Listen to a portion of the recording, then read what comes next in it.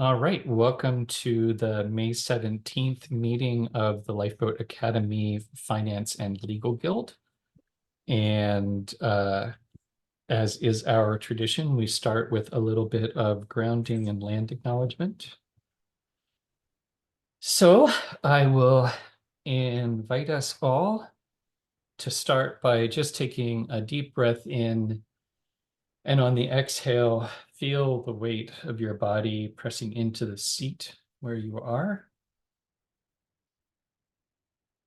Take a moment to bring your awareness just to the sensation of your whole body, from the tips of your toes to the tips of your fingers to the top of your head. As you breathe in and out, being aware of the exchange of air between you and your environment. Taking a moment to think about all the contributors that have added to the oxygen that you breathe in and all the recipients of the carbon dioxide that you breathe out. Being aware of that endless reciprocal chain of exchange that is always going on, that ties us to the land. And to all those relationships in the landscape itself, from the little critters in the soil to the big critters that eat the plants that grow in the soil, and to the water and the air that connect it all. And we start by reminding ourselves of the land and our connection to it as a reminder that we're all in this together, and that we are supported by all our relations, by processes that cover the globe and occur in the roots right beneath our feet. And so as we meet together today, we strive to be good relations with each other and with all our relations. And we feel into what it means to be in right relationship with each other and the land and all of our relations and our ancestors and ourselves. And in doing so, we acknowledge a deep debt of gratitude and respect for the indigenous cultures of the world, who have, in their own unique ways, in their own diverse ways, rediscovered this truth again and again and again, and share it with us as a reminder of our place in the whole system. And let that also be a reminder that sometimes relationships have been harmed, and being in right relationship means healing the harms that have happened and taking responsibility for our actions. And knowing that healing is a natural process, a quality of all living systems. So how do we invite that healing for ourselves and all our relations and acknowledge those responsibilities?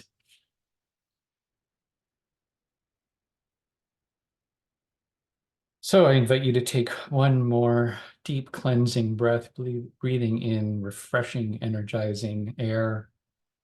And on the exhale, let go of anything that doesn't serve you in this moment. And when you are ready, come join us back in the circle.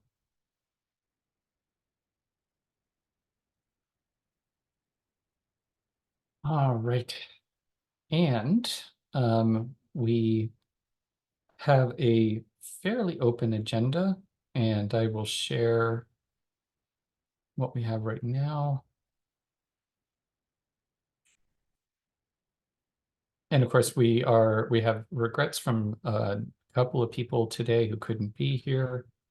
And so, of course, we are recording the conversation, and there are always ways of looping people in as we move forward. And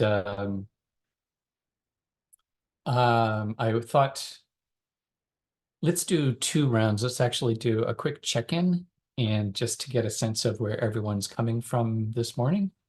where you're starting off, and then we'll do that as a first round, and then we'll come back again and then do a round to see what feels like the most valuable use of the time together. And the circle as I see it is Roland, Becca, then me. So first round, just to check in, where are you coming from this morning? Where's you at? Roland, over to you. I have been across a very diverse landscape from the moment that I've woken up from the plains of Death Valley to the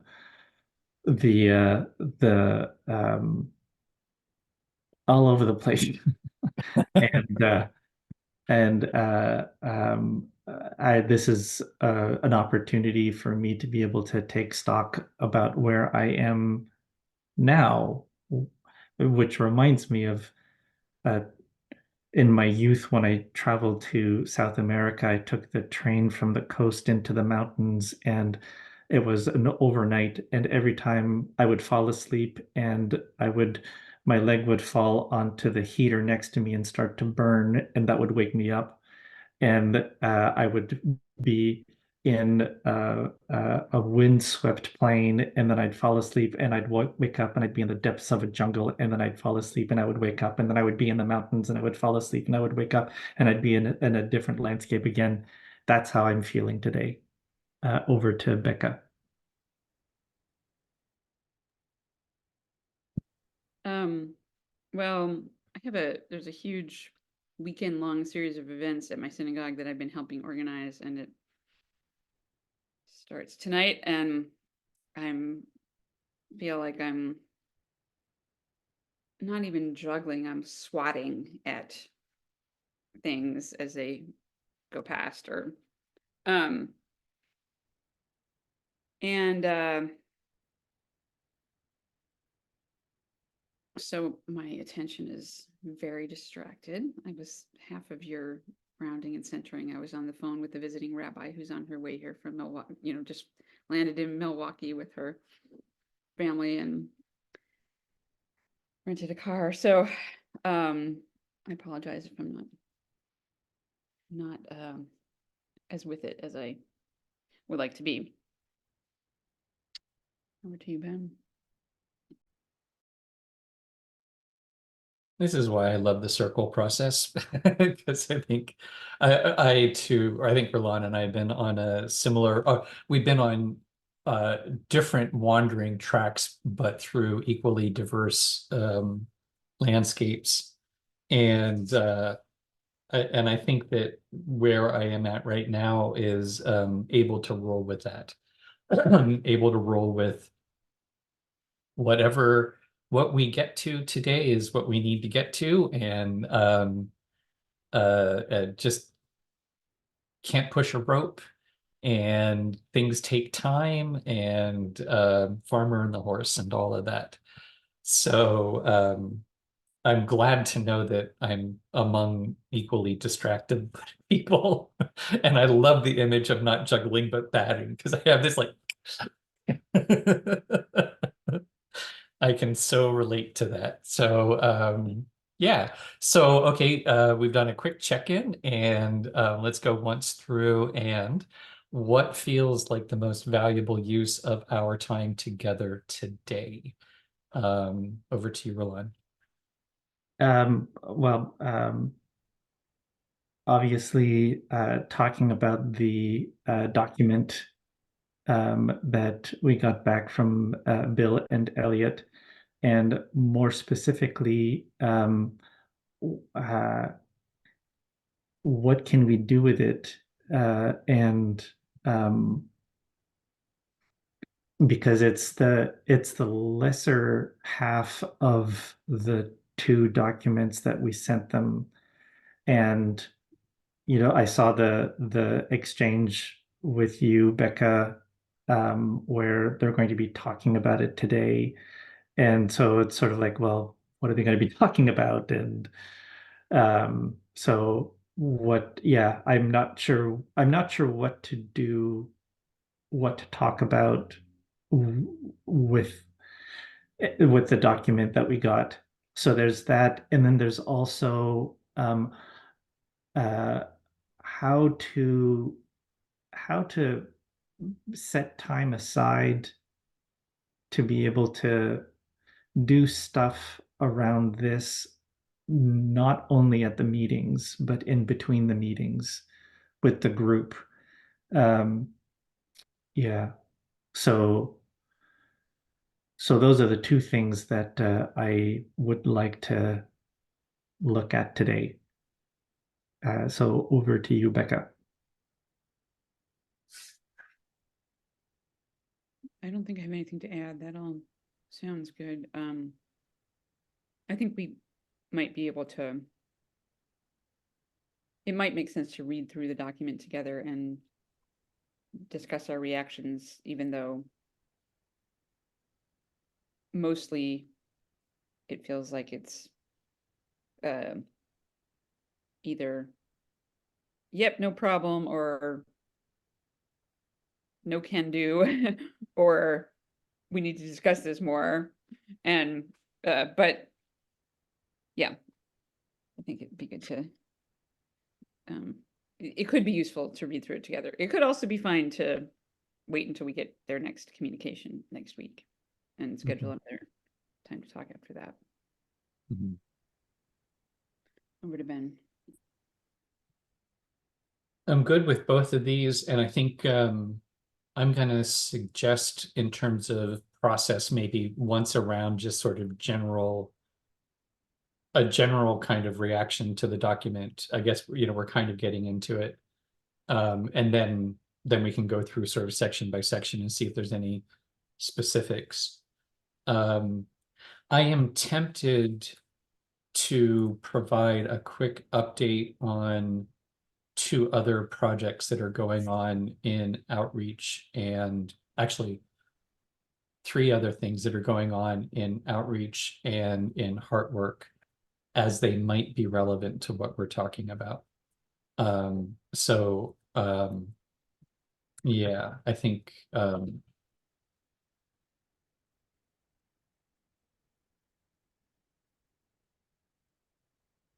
and I think I would like to propose,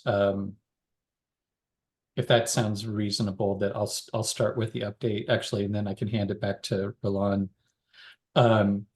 The three things that I'm thinking about, one is we're moving forward on the 6 conversations, which is based on Peter Block's book Community, or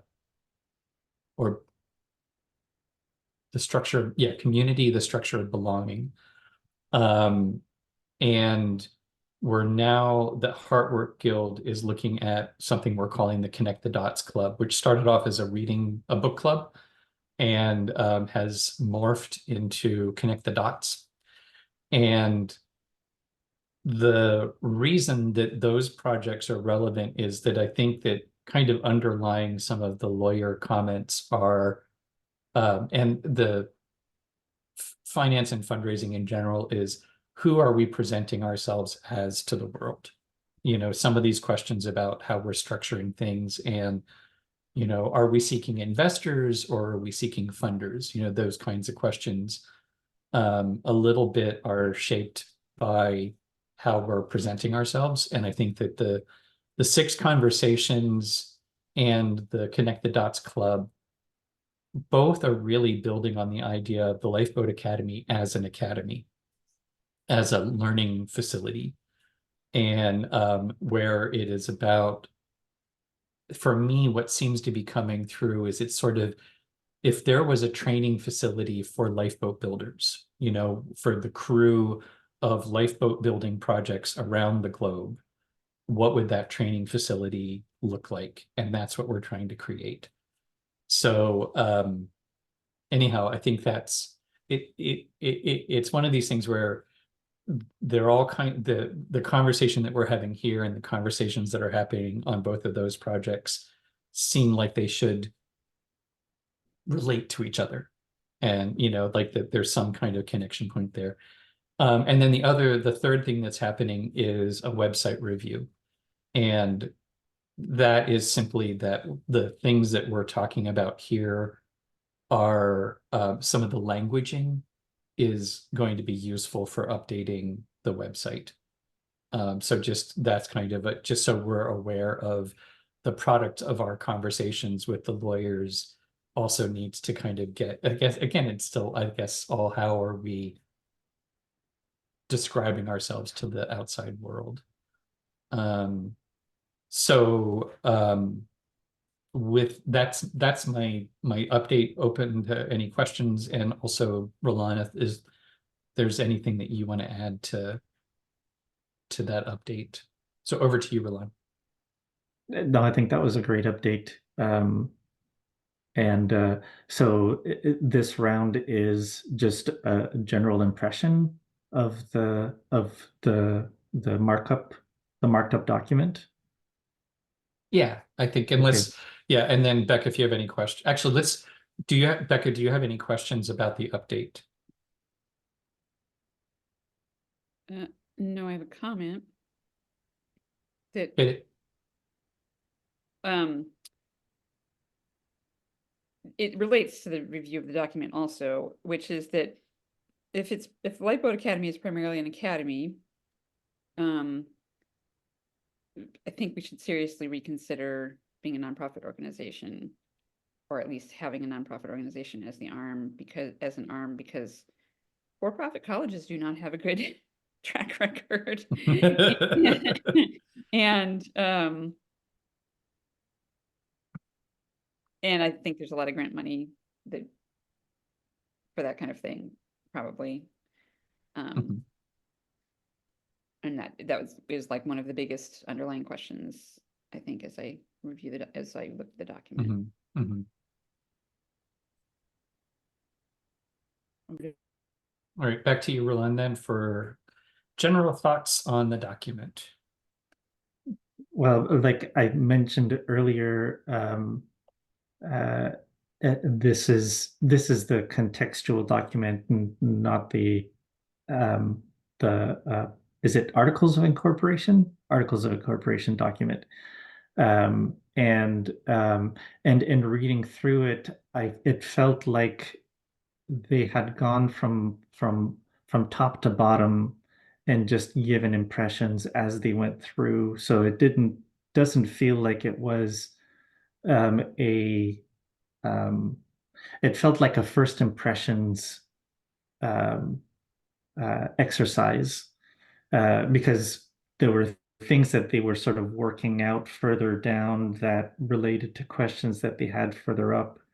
And so I had to reread the document in that light. So I I I found that it was I felt like it was it was almost like reading an incomplete thought is what it felt like. So that's just part of the reason why I'm not quite sure what to do with it. We can have, and it feels like we can have a conversation to look at the comments that they made, which would be more deliberation that we've been having, and that can be useful in itself. Yeah, so that was my initial impression, or my impression so far. Over to Becca.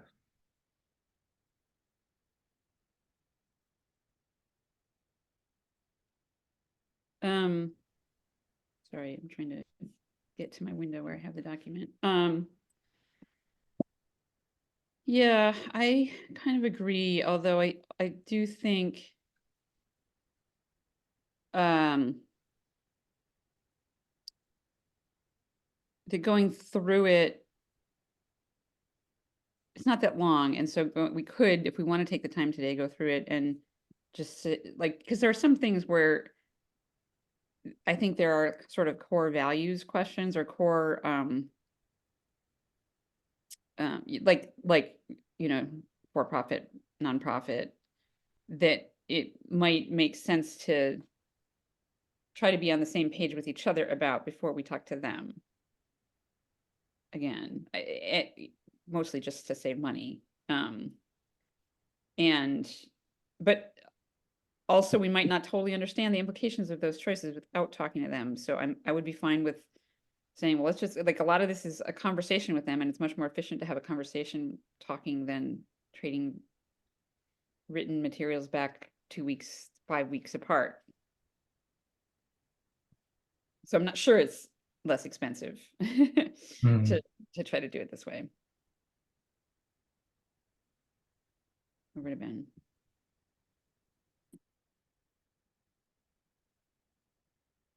Yeah, you know, I'm always both and. I think there's value in going through it. I think there are some things which are, there's an easy answer, you know, to some of these things. And because I think in some places they weren't clear on what we were intending, which is a little frustrating because I think it is more clearly articulated in the Articles of Incorporation. And so in part, you know, we sent them both of the documents, and it seems like some of their questions would have been answered by the other document. But and maybe that's the case where some of these we just say, see Articles of Incorporation, and then ask us if we have that question again. And there are also some, you know, how do we want to position ourselves, you know, kinds of questions. So, yeah, I mean, that's, I think, my first take on it. So with that, we can actually go through the document. I'm gonna try to set myself up so I can take notes on a different device so that I can be sharing one screen and not having to go back and forth. So here are their comments, and I guess we'll just go, you know, point by point. And I guess in the interest of time, there are 1, 2, 3, 4, 5, 6, 7, 8, 9, 10, 11, 12, 13, 14. You know, there's over a dozen points. So, you know, just to be aware so we don't get sort of stuck on the wrong ones. I'll just leave it at that, and then so we'll try to self-police our time. Over to you on the first point, Roland, the sociocratic decision making, and thoughts on that. Yeah, I didn't go back to myself. I didn't go back to look at the Articles of Incorporation document. And do we specifically mention sociocracy in that document, or is the process adopted and implied isn't the right word, but is integrated in, so sociocracy isn't specifically mentioned. The process is incorporated. Right. So I think that this is part of my comment about the first one is one of these things of, like, do we refer them back to the Articles of Incorporation to see how we've put the sociocratic process in the Articles of Incorporation in terms of voting and decision making, because that's I feel that that's what they're talking about here is how decisions are made with a collection of shareholders. So that's my observation with this one. Over to you, Becca.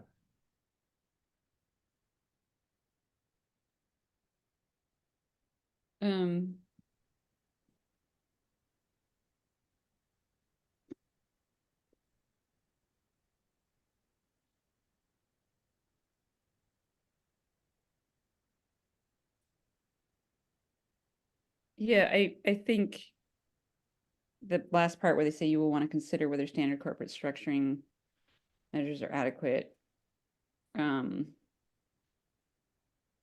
Yeah, probably looking at the other document and I'm confused now. They said something about articles of incorporation versus bylaws and what would be in, that they would be two separate documents, and I don't remember that, all that stuff, but they had that broader term, constating documents Right. Mhm. that, it seems like,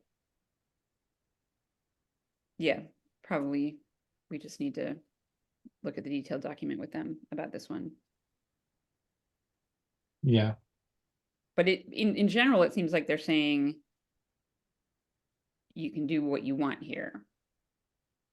There's not a problem. It's not like a red flag saying, oh, you can't do this because of securities and exchange rules or something. Over to Ben. Yeah, I feel like in the way that we did the articles of incorporation is sociocracy has template bylaws for how to write your bylaws using sociocratic process. And that's what we did, is we took the sociocracy template on decision making and wove it into the articles of incorporation. In terms of the bylaws and the articles of incorporation, I always was aware of that that this gets, what we're calling articles of incorporation is probably three different documents actually, because there's an initial shareholder agreement. There's a shareholder agreement, which is usually the founding document, and then there's the articles of incorporation, and then the bylaws.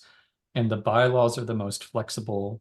So usually you can amend your bylaws quickly, which is also, it's also a risk, because if you put something that is core to the organization in the bylaws, then a future board could come and undo them and, take out sociocracy really easily. So I was always aware that there was that challenge of figuring out what goes in a bylaw and what goes in an article, and what goes in an agreement.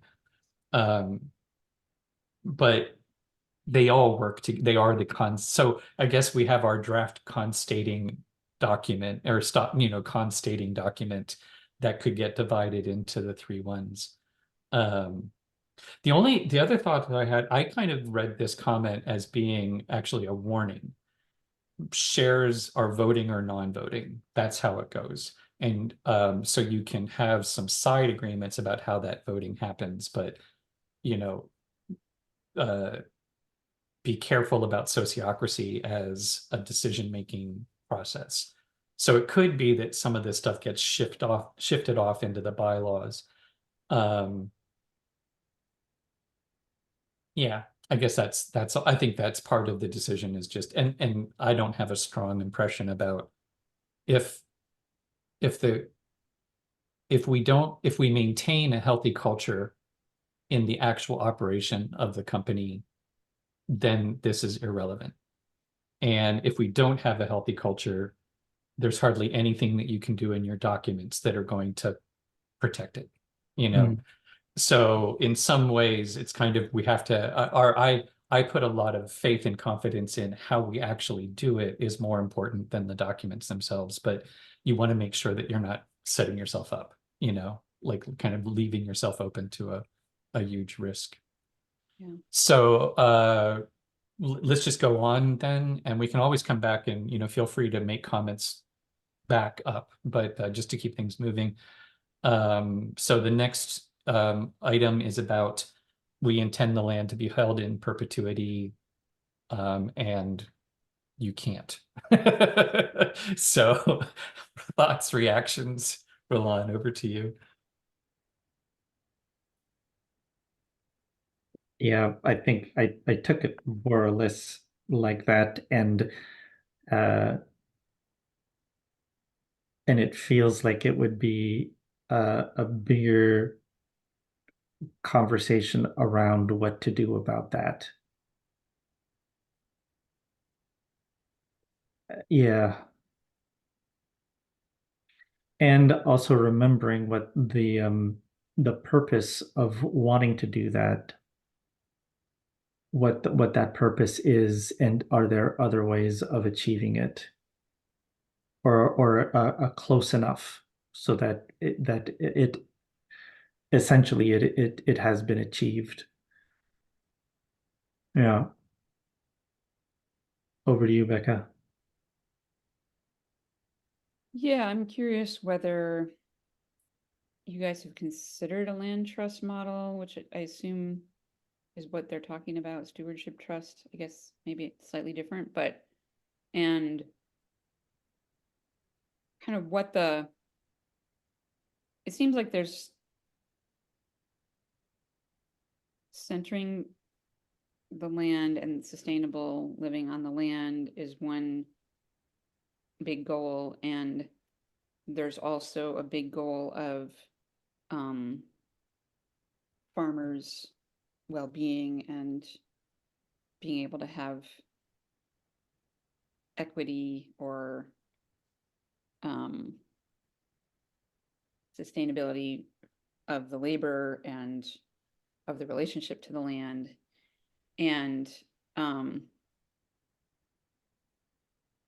so I'm wondering whether in the existing models of land ownership, whether the second one,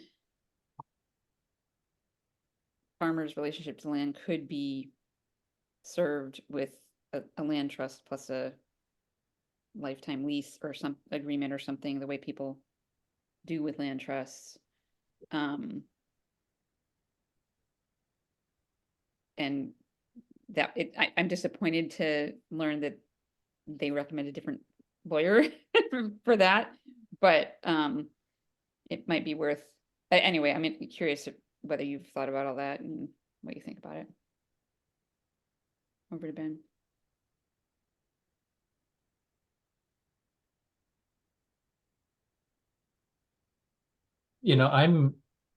I'm not, again, I kind of, we have talked about land trusts, and I suppose my takeaway, I know I've been on the edge of a lot of projects that are trying to figure out some sort of land trust model. And they, frankly, to me, they seem like they're more trouble than they're worth. And they come with all sorts of limiting factors. The big limiting factor for me is it divides the legal ownership and responsibility for ownership from the people using the property. And so my resistance is around people not having skin in the game, kind of, uh, I think I'm sort of riffing into if everyone owns it, no one owns it, you know, or that the trust models, and that's the other thing too, is a lot of the land trust models are kind of lean towards that conservancy idea of like humans are bad, and so it needs to be protected from human activity.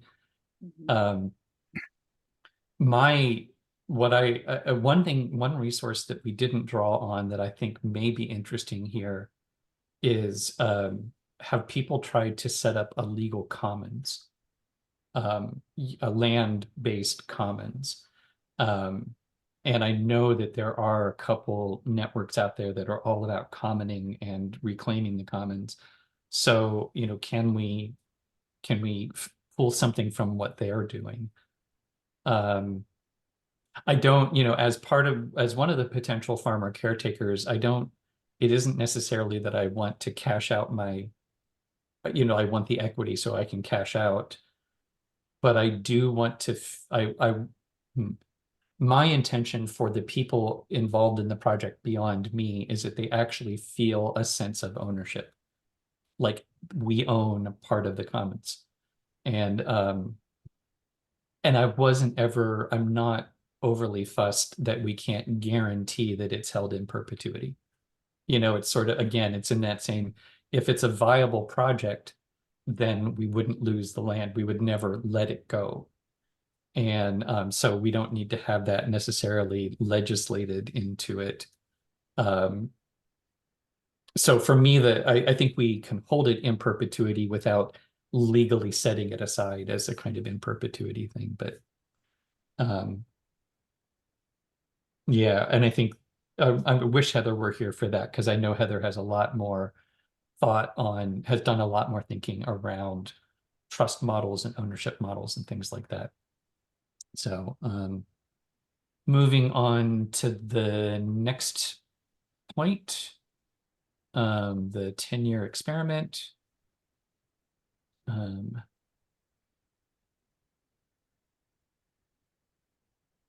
It's over to me. yeah, I'm sorry. I was actually just rereading the comment. So yeah, over to you. So before going on to this one, I want to say that the purpose of the recordings is that the meeting does not end at the end of the recording, but that this is material that can, this is ties into the other thing that I want to talk about is like what happens in terms of guild activity in the 2 weeks between meetings. You were just saying that Heather would be able to shed light on this. I would volunteer to include a message in the email that goes out asking Heather specifically to chime in on this section um, if she doesn't already review the videos. So so I can do that. I also wanted to, I'm glad that you brought up the idea of the commons. I think one of the things that maybe is part of the challenge is that we're trying to nest things. You know, we're trying to nest the commons and the rights of nature also and uh, and there's also permaculture is more than just a form of farming. It's also a way of being with people and with the land. So there's a bunch of things that are all nested together in the whole thing. And I think that's part of what's challenging about trying to put it into a legal document that tends not to nest things. Uh, and the other thing too is in terms of nesting, the idea of having a trust or a not-for-profit that owns the land and then can another form be layered on in with that, like life leases. I think you mentioned it, Becca, which again reminds me of Heather and how they've organized their co-op. Um, so in terms like what would be possible there, and are those things that need to go into what we're trying to do here? So, and in relation to the next section, um, yeah, I think it's the our Bill and Elliot saying that the return on investment as a measurable social benefit is not a reasonable return was the thing that came to my mind. So over to you, Becca. Can you just repeat that last thing you said? Are Bill and Elliot saying that so they're saying that investors are looking for a reasonable return. So are they saying that because what we're saying is that the return on investment would be measurable social benefits. And are they saying that measurable social benefits are not a reasonable return?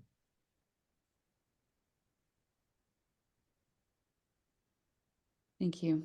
I got distracted because I started to look up Oregon Stewardship Trust, which I should look up because it's different from just a regular land trust. Uh,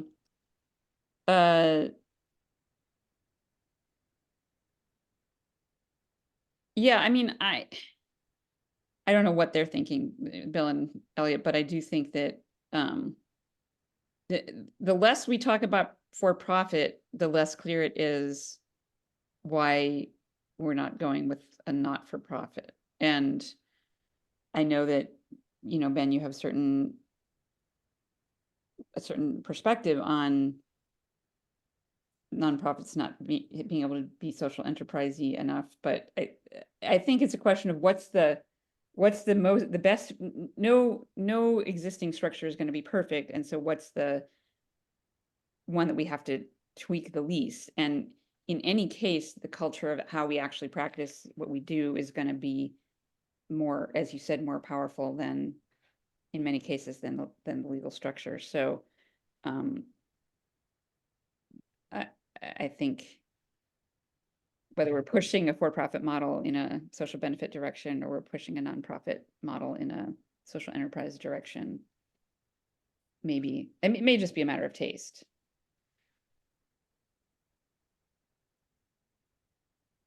Over to Ben.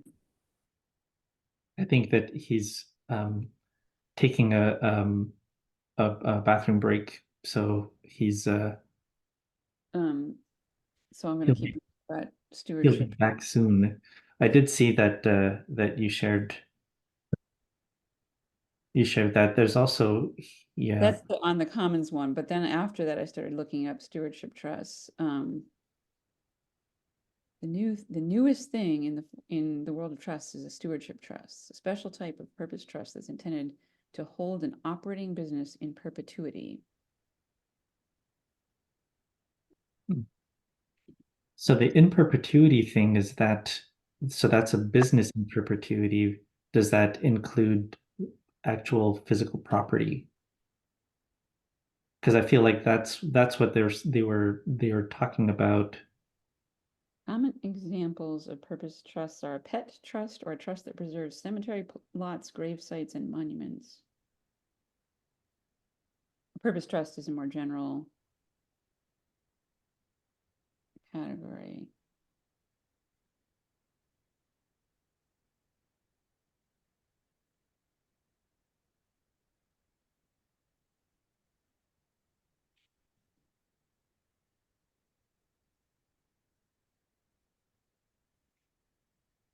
Stewardship trust can preserve for an extended period of time a business held in trust indirectly for the benefit of multiple stakeholders, but who are not named as beneficiaries.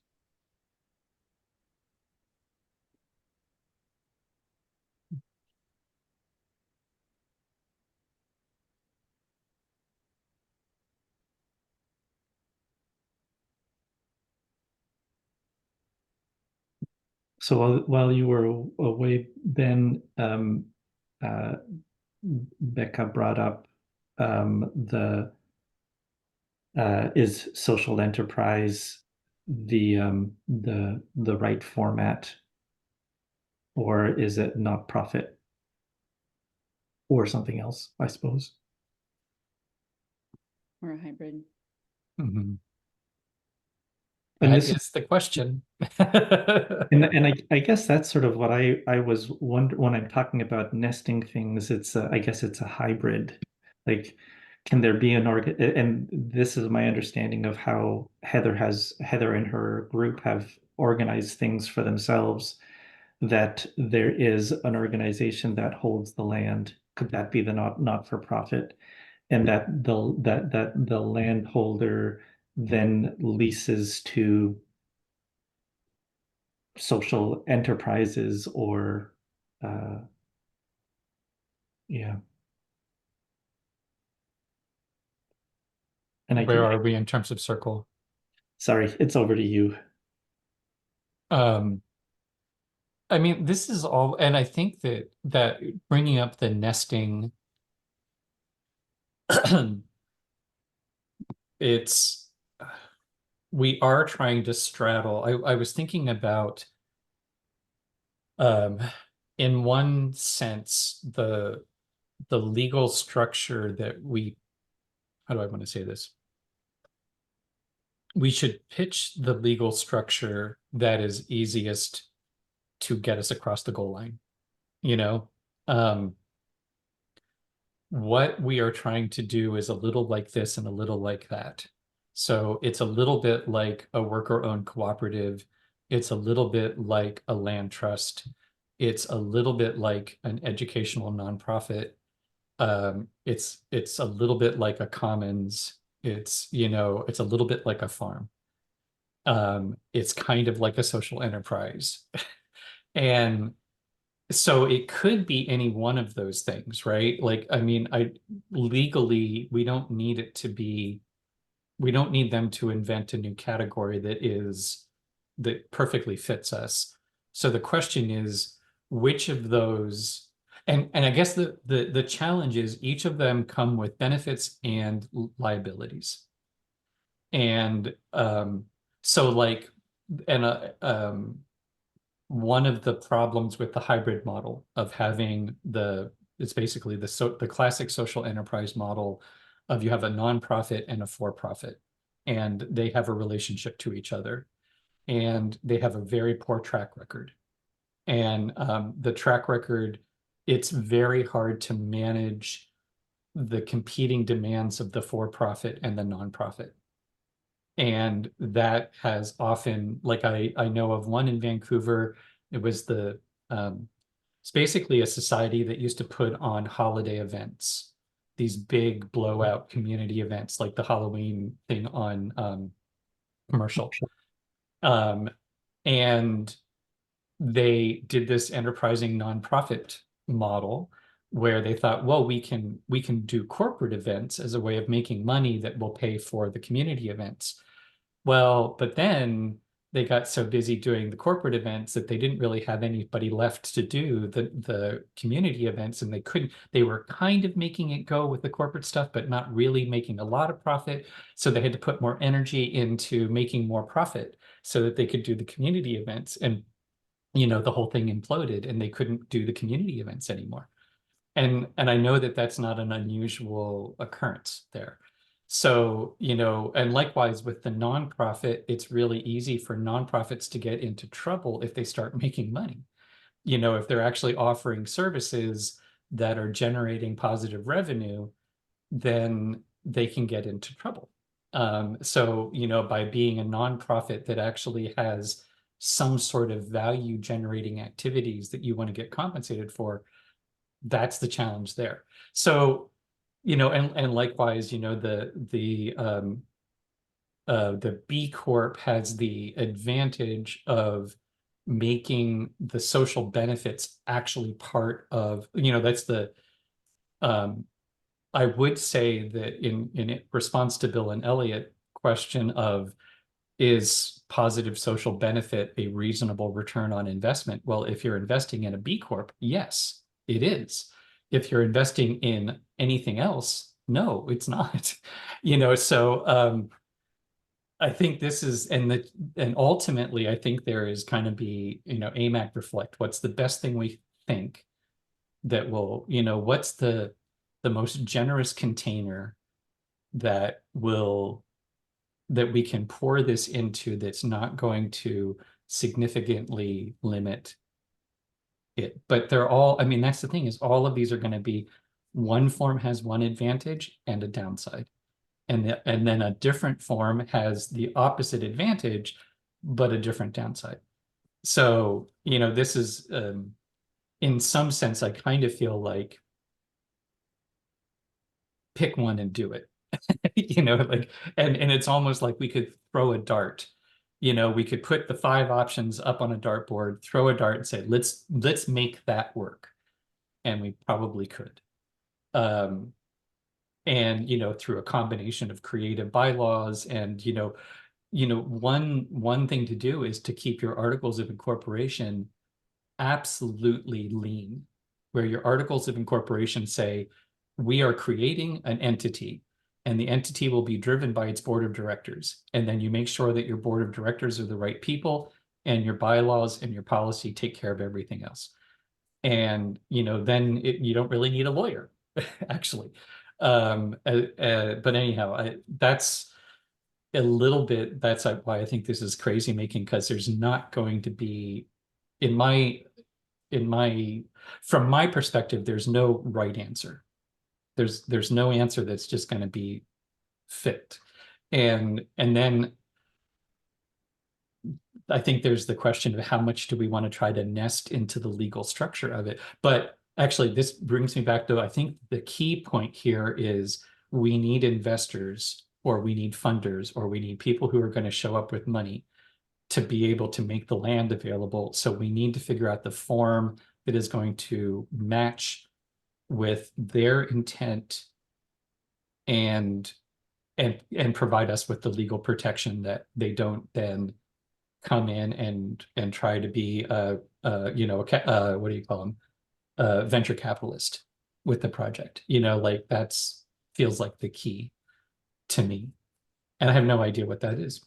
So anyhow, I don't know. Do we seem to have kind of gone into kind of talking about multiple things at once, and that's okay with me. I'm just actually pointing out, do we want to bring it back to the next point? Do we want to keep going with this? Where are we at? So Roland, over to you. I think we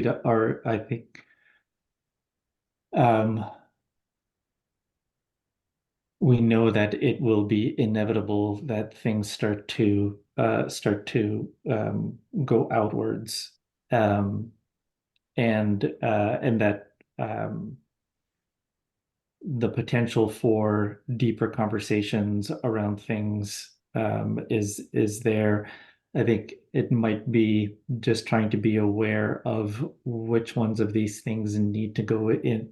We need to go in deeply with, as we're going through the document. But I would suggest that we keep that in mind, set things aside to talk further about later, and otherwise just try to get to the end of the document. Becca? Yeah, that sounds good to me.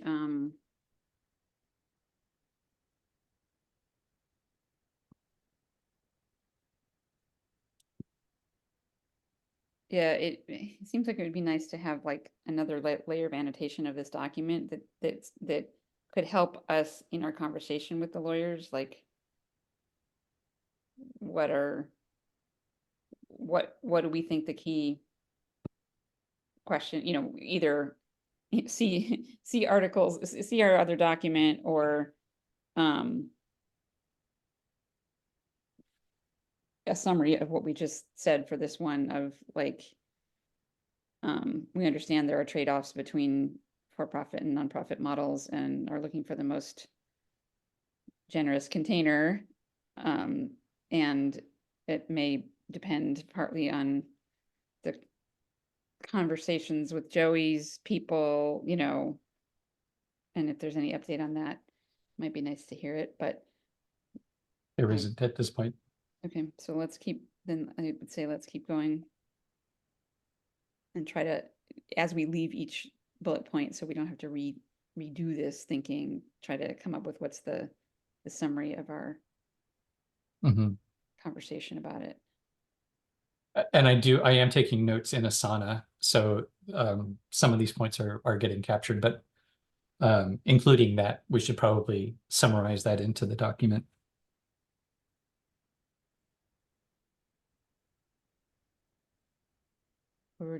Over to who's next? Should we go down to the next one? Yeah, let's go down to the next one, I guess, and that would be we're ensuring that investors don't lose money, and the question about the social mortgage. So over to you, Roland.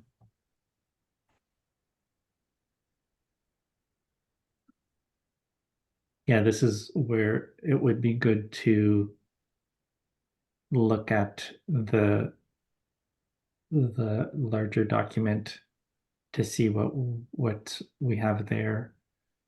I mean, we talk about social mortgage so much, I can't remember what's actually in that larger document.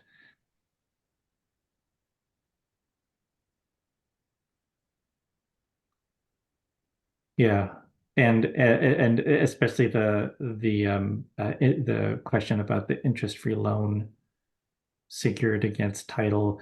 That's maybe a little legalese that I don't quite understand, but it also feels like it's it's addressed in the actual articles of incorporation document. Yep. Over to you, Becca. Ben, can you share a link to where you're taking notes in Asana so I can open it on another Yeah. screen?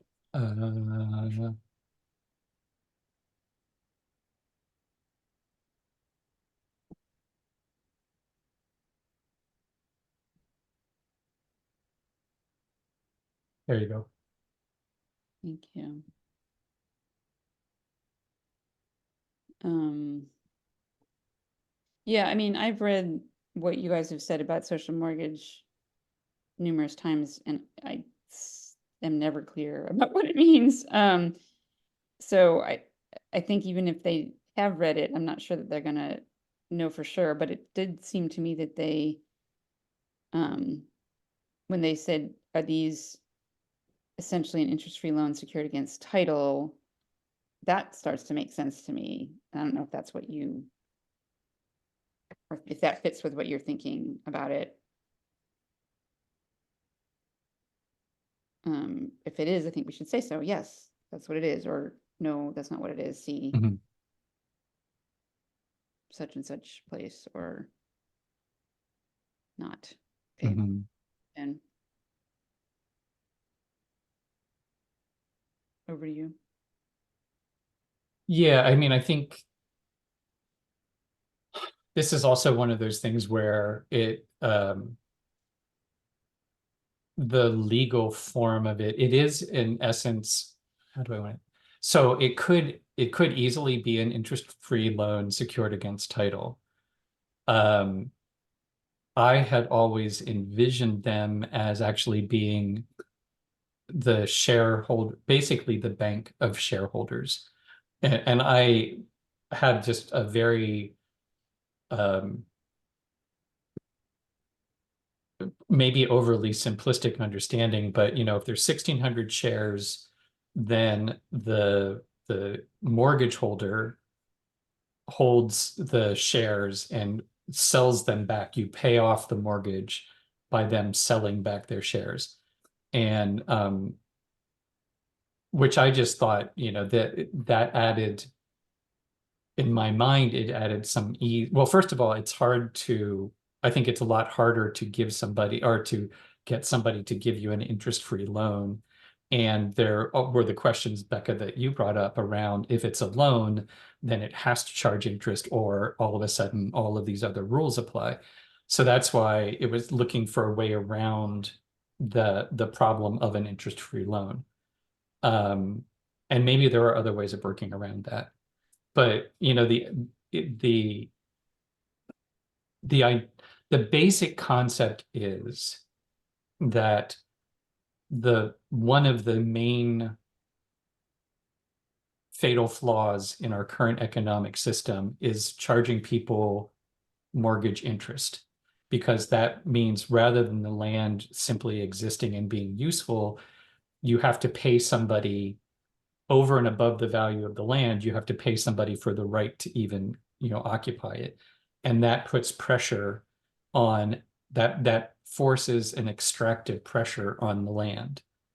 So by converting the interest into social benefit, so that was the idea from the very beginning, was would somebody be willing to accept social benefit as an interest payment rather than money? So that's the core concept. And then beyond that, it's just legally, how could you do that? So in a way, it is a financially interest-free loan secured against title, but is intended to be a, a loan in which the interest is repaid in social benefit. So I know and I kind of regret having even come up with this, but I can't figure out how else to, get the money to come up in front, knowing somebody is putting money up front and they want to get repaid. So it's a loan, it's a mortgage, and they're guaranteed because it's guaranteed against title, but they're not looking to make money off of the interest. So I don't know. It's probably a red herring, it's probably a bad idea. Over to me. So I guess or I guess, do we go on to the next one? We can. I just want to say, I want to know Because one of the things that we've been talking about a lot, and if I'm taking this in another direction, bring me back. But one of the things that Ben and I have been talking about recently was what does it, I don't know anymore what it means when people say that they don't understand.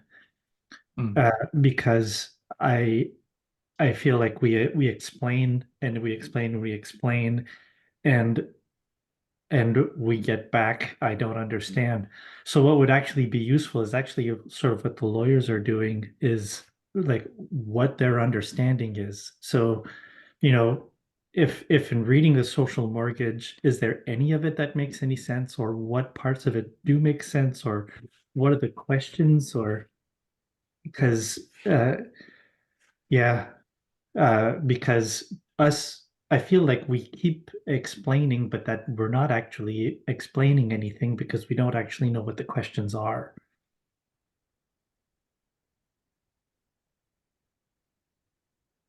So that's my comment. I feel like the part of my lack of understanding is this exactly what we're getting to with the lawyers of like, yeah, and how will that work in concrete terms, legal and financial? Mhm. I think I understand the goal and the like. I don't think it's a red herring that you shouldn't have come up with. I just don't know how to translate the ideal into um, actionable, Mhm. investable. You know, I can write a check Mhm. to somebody can write a check to do what, you know. So I think we're actually making progress here, even though we feel like we're mucking in the in the muck. Or we're positioning ourselves to make progress in the next on this with the next conversation with the lawyers, hopefully. Mhm. Mhm. I took some notes on what you said, Ben, about next to interest-free loan or secured title Mm. that might be helpful to ask, Yeah. talk to the lawyers about. And I think we could move to the next one. Over to you. And that's the social mortgage holders should be made whole. Is that Yeah. yeah, this is beyond me, so I'm going to pass.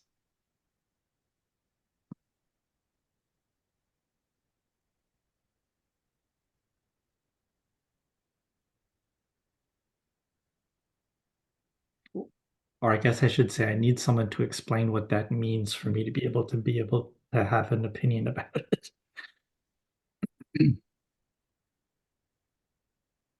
Well, I think that when the lawyers say isn't a low interest rate a way to adjust for inflation, they're still asking the question like, is it an interest-free loan or is it a loan with interest, which is how you're adjusting for inflation? Um, and I think, didn't someone lower down, maybe there was a different color of comment. Um, it seemed like maybe it addressed this, but we can wait till we get there. Over to you, Ben. Yeah. I don't know if I don't know if that I have anything to add. Um, if we could you set a loan that is where the interest rate is pegged to the inflation rate, so that it's actually uh that it does that. Because the other question then is, if you set a low interest rate, how do you know what the inflation rate is? Like that you're setting a rate now for what is to come. And I think actually in some ways this also underlying this question is, um, are we looking for funders or investors? And because another way of pitching this, I was thinking, um, recently is that it actually that somebody if see, this is the I always get frustrated because I feel like if we go to nonprofits, there's a set of assumptions which are limiting. If we go to for-profit, there are a set of assumptions which are limiting, and somewhere in the middle is actually where we need to be. So the the nonprofits are not generally entrepreneurial in spirit.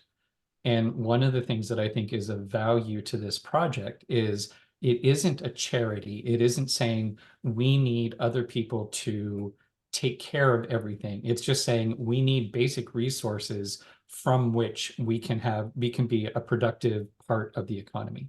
We can produce value, we can receive payments that help us keep things going. So it's not meant to be always with our hat out charity, nonprofit, but at the same time, the only reason why we're looking to create value is just to keep things going, not to make somebody else rich, not even to make ourselves rich. And so maybe this whole thing about having a social mortgage would go away if we actually had a nonprofit that was entrepreneurial that said, we're going to just own this and know that you're going to be then the money that you're making off of it is going to get reinvested into social enterprise. Right. So then it's treated like a money-making venture. You're not repaying the capital, you're just actually paying forward the capital. So that would be anyhow, but I think it's kind of maybe I guess what I'm saying is I don't want to get too lost in the social mortgage because maybe if we choose a different frame, that's not even the right language to use. So I guess that's my comment there. And moving on to the next, which is dividends to investors. And I'm going to throw it over to Roland, but I think this might be same category. Over to you, Roland.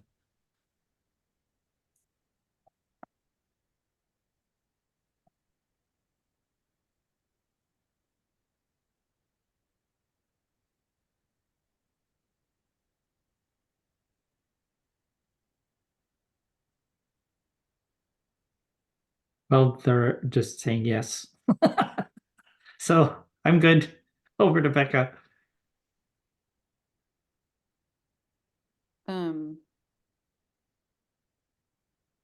Yeah, I mean, this seems like it's the same set of questions in terms of dividends versus in terms of interest.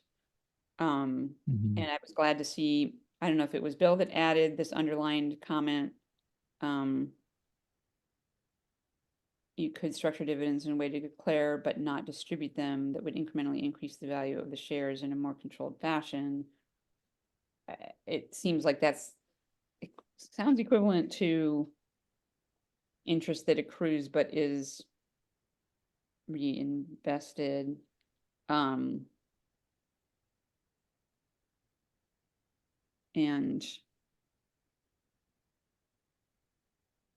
yes, to the dilemma of which container is going to be, invite the most people, invite the most capital in, and meet as many of our goals as possible.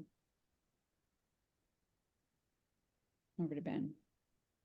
Yeah, I'm curious about that. That possibility, is it basically you're adding an increment to the share value by the dividend. I'm curious about that, so I'd like to see how that plays out. Like, what does that actually look like?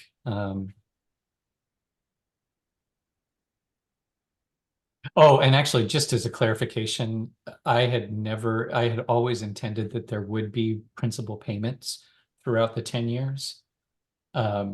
Not that it would be no payments on the mortgage for 10 years, but there would be no payments for interest for 10 years.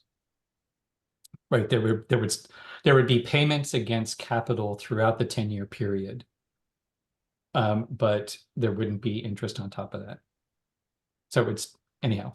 yes, there would be payments. Not that it would be no payments for 10 years and then get repaid. But that all depends on whether somebody would be willing to give. If somebody wanted to give us money for 10 years and then, come back at the end, I'd be okay with that.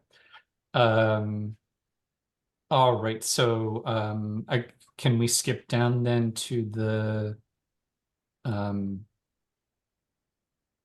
sweat equity question? Okay, so it's over to sweat equity. Roland?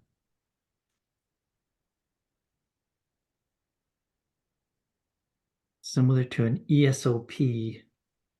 Employee stock ownership plan. Okay.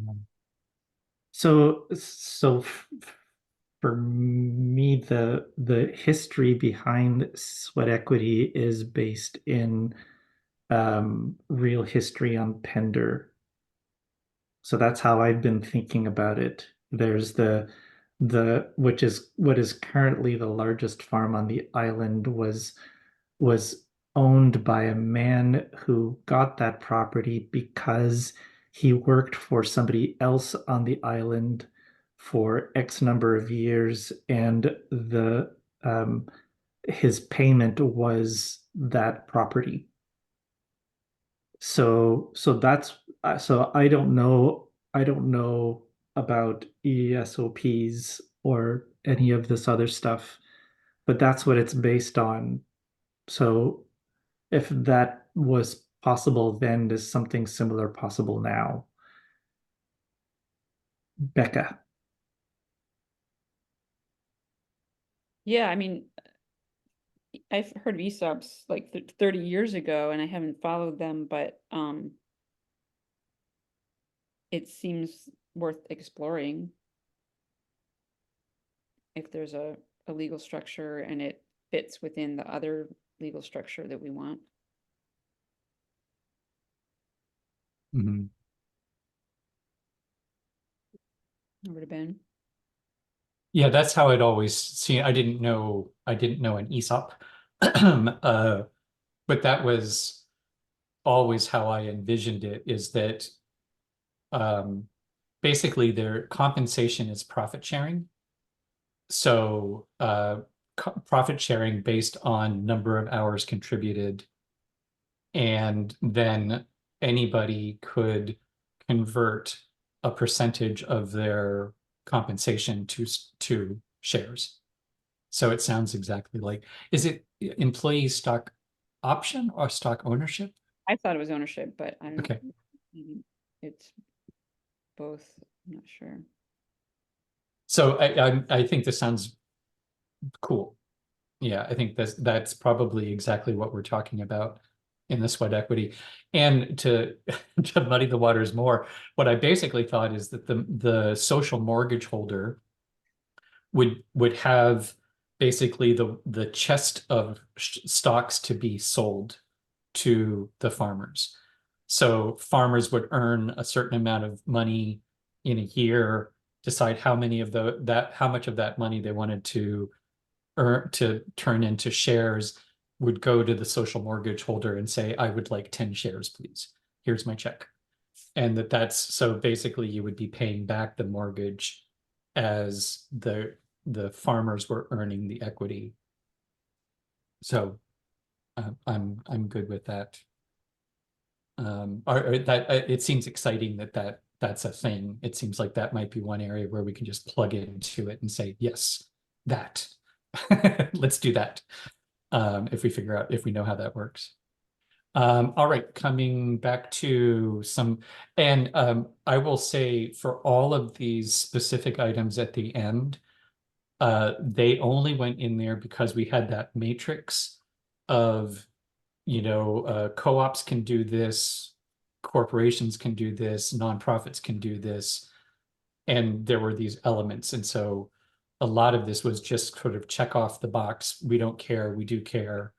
But none of them are, in fact, we might want to just try to take a scan through all of these and see if there's anything that is, requires a comment. So I'll do it based on screen. So if there are any of the items currently on the screen that you want to speak to. And then I'll scroll up and whatever is the next we can do. Over to you, Roland. Actually, can I suggest that we popcorn? Okay. Is that okay with you, Becca? Sure.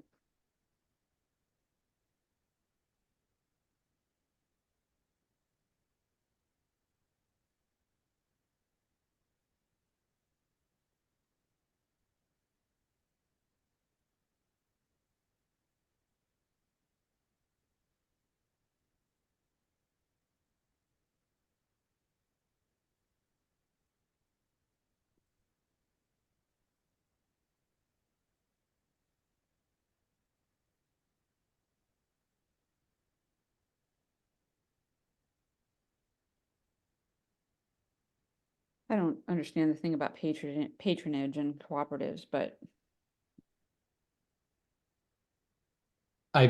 My basic understanding is, we're members of a gas co-op.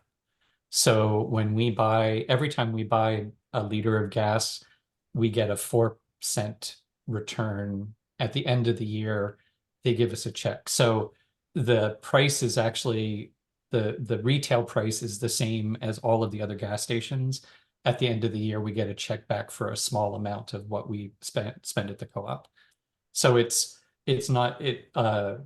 basically users of the services that get some sort of return on how much they use the service.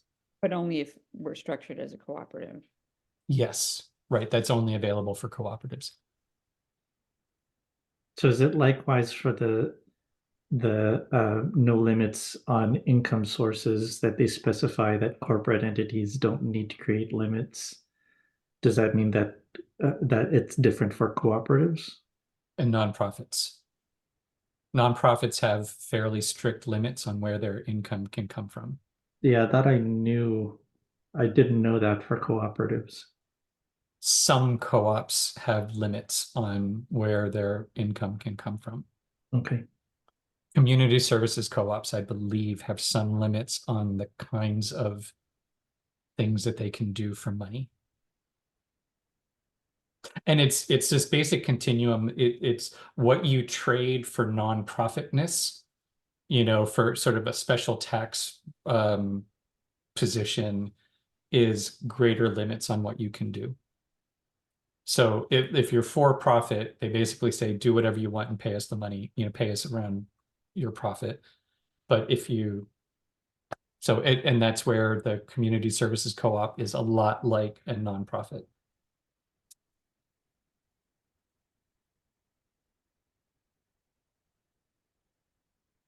And I think the last point there is it's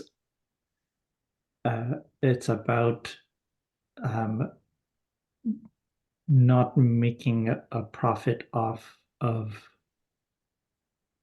the that the purpose of investing is not to try to make a profit off of the resale of the land. I think it has a lot to do with the in perpetuity.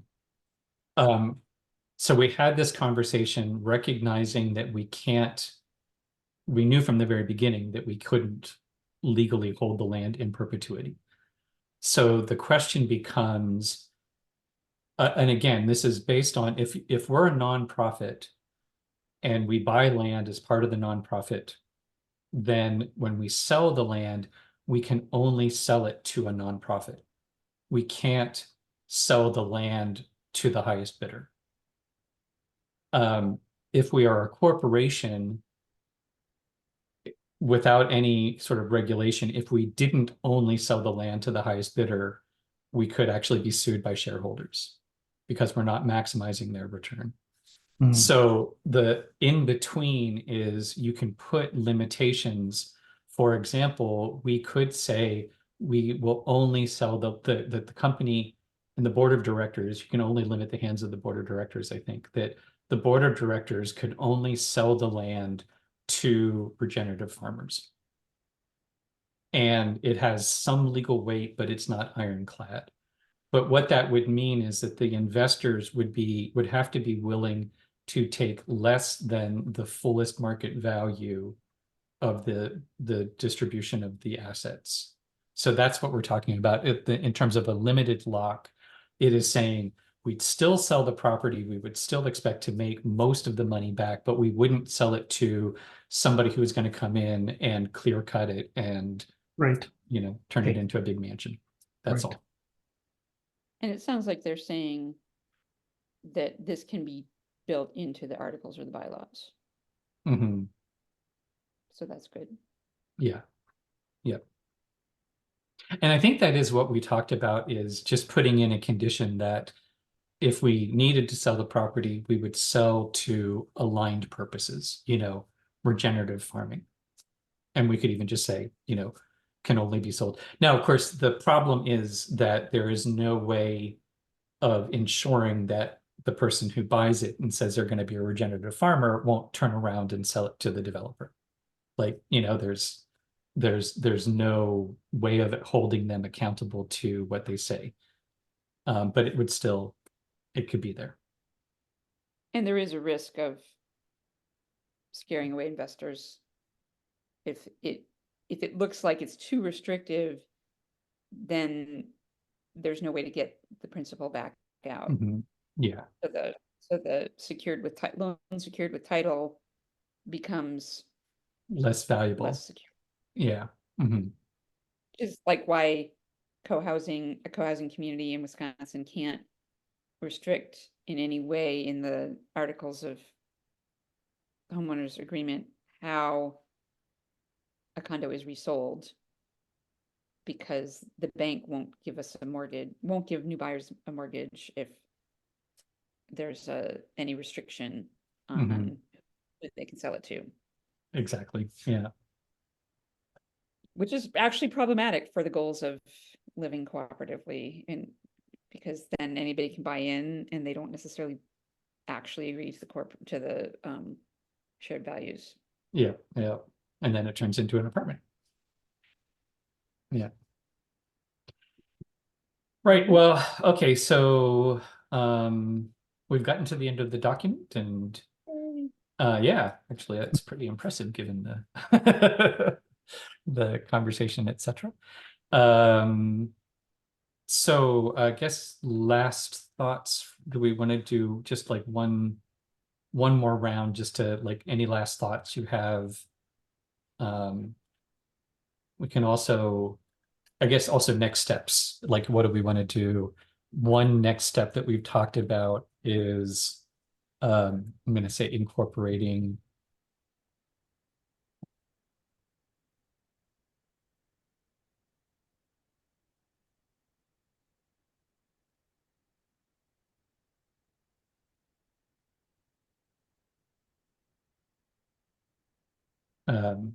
placeholder for now, but basically taking our conversation and summarizing. Actually, I'll do summarizing.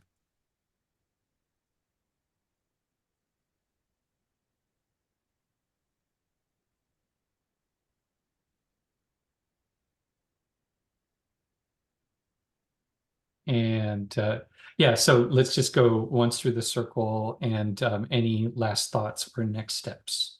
Roland, over to you. Um,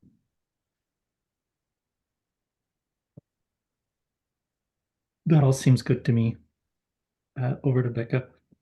It seems like we're going to get some more information from the lawyers next week, hopefully. And the question then is, are we just going to review it 2 weeks from today and then schedule with them? Or do we want to schedule with them sooner than that?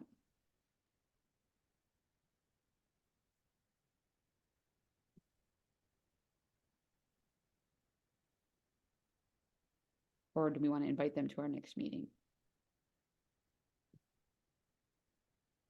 Or do we want to request that they review the rest of our documents? It seems to me like they're saying we need to clear up some of this stuff before it makes sense to go into the level of detail.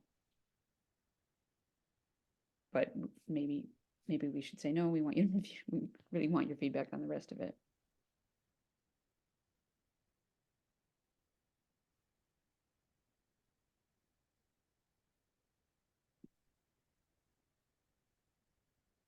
I just gotta say, is that over to me? Yeah, sorry.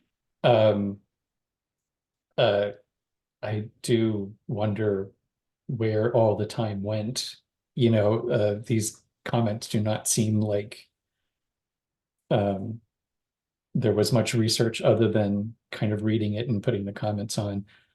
And it feels like a lot of the questions they have would be answered if they not go into detail on the articles of incorporation, but read the articles of incorporation to say like that's the background context. But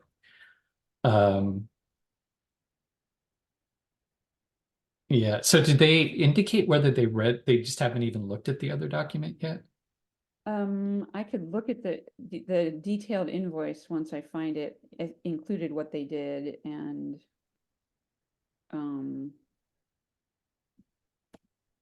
I think they read it, but Okay. I mean, it might have just said documents.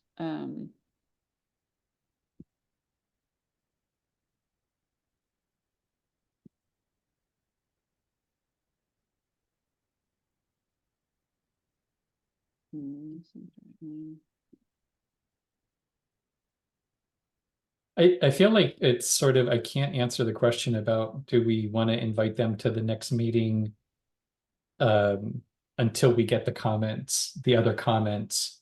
And it brings up the question of how do we use the time between the meetings? And can we all commit to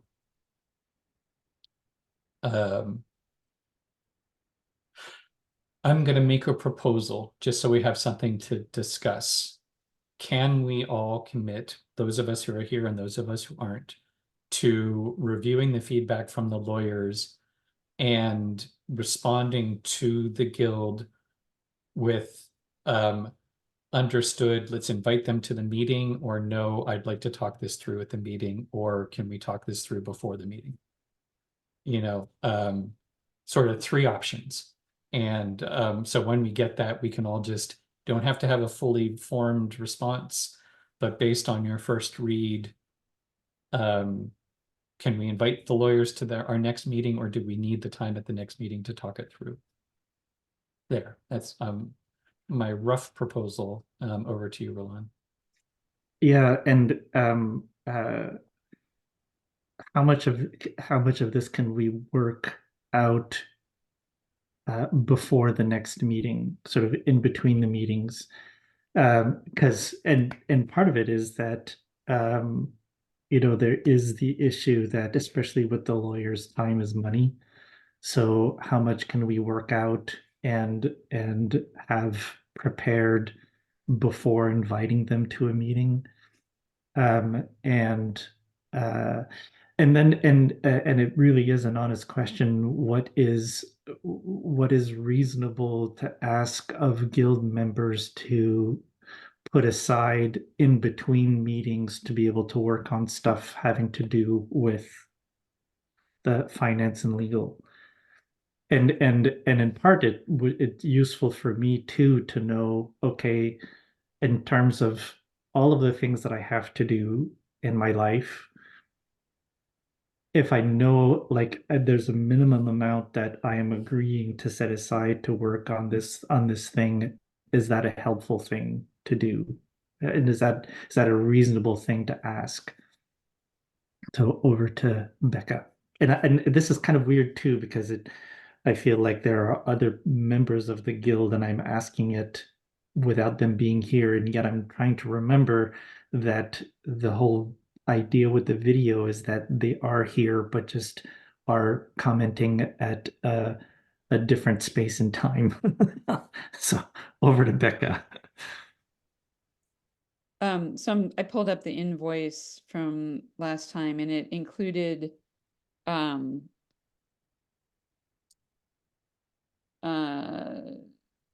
2.5 hours of reviewing documentation, Well, it said review of documentation and initial consult was 2.6 hours, and then review client documents in preparation for client meeting was 0.7 hours. And so combined, that cost $1,150 or something. And then the meeting with the client, 1.7 hours, cost almost $600 at their $350 an hour. I guess it's Elliot's rate is 350, and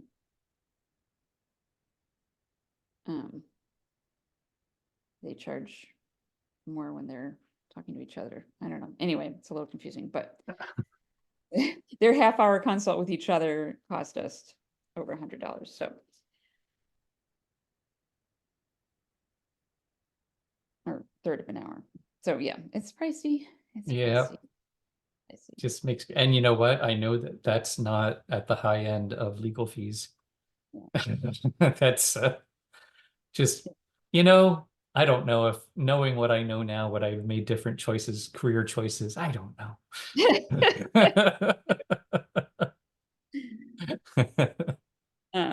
But yeah, I think we should commit to reviewing what they send us and making a very deliberate decision about when to invite them.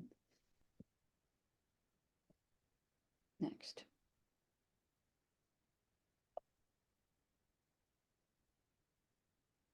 And I need to get going. Yeah, we're at time. And I feel like I think we've covered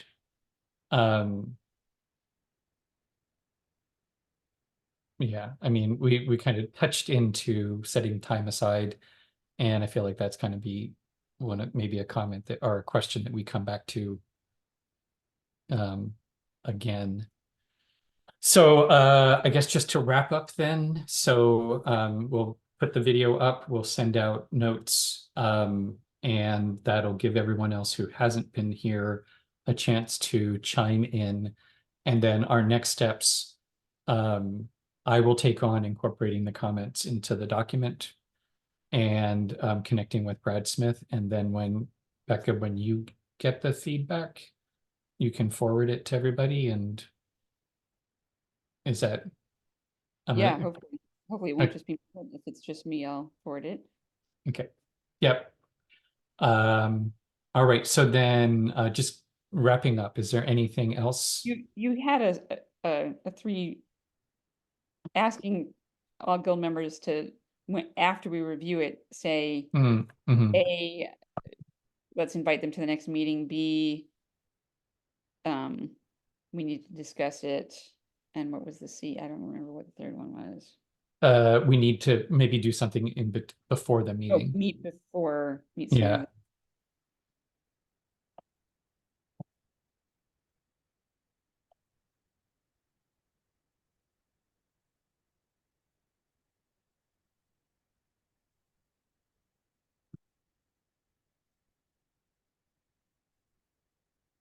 And I don't know Heather's and Stephanie's status, but I mean, if it's going to end up being just the three of us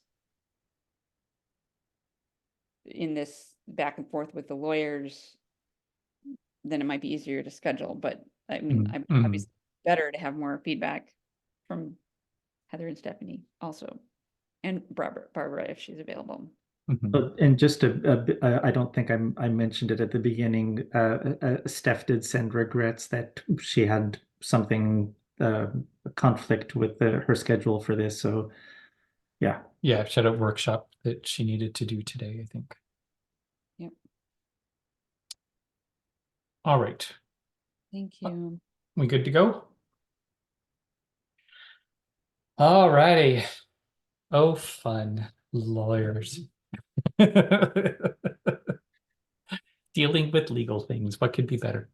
All right. Well, we'll be in touch before next time, and then we'll see everybody next time. Sounds good. Bye. Bye-bye. Everyone.